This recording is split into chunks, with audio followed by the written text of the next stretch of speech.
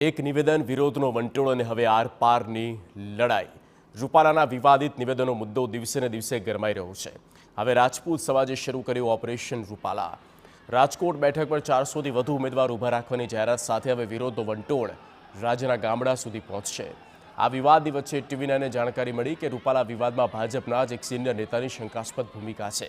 શક્ય છે કે ભાજપ આ નેતા વિરુદ્ધ આક્રમક કાર્યવાહી કરી શકે. રૂપાલા વિવાદ વચ્ચે રાષ્ટ્રીય અધ્યક્ષ મહિપાલસિંહે હુંકાર કર્યો કે કમળનું ફૂલ અમારી ભૂલ હતી.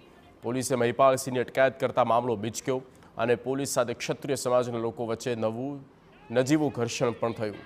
અટકાયત બાદ મોડી સાંજે મહિપાલસિંહને મુક્ત કરાયા. આત્મવિલોપનની ચીમકી ઉચ્ચારનાર મહિલાઓને નજરકેદ કરવામાં આવી. આ વચ્ચે 3 મહિલાઓ કમલમ સુધી પહોંચી ગઈ. તમામ ક્ષત્રિય મહિલાઓની પોલીસે અટકાયત કરી અજ્ઞાત સ્થળે લઈ જવામાં આવ્યા.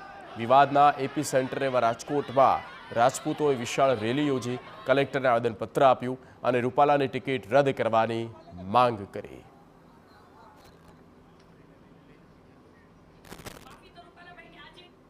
રૂપાલા સામે વિરોધની આગ વધુ વિકરાળ બની. ગુજરાતભરમાં આજે પણ વિવિધ શહેરોમાં રૂપાલાના વિવાદિત નિવેદનના ઘેરા પડઘા પડ્યા.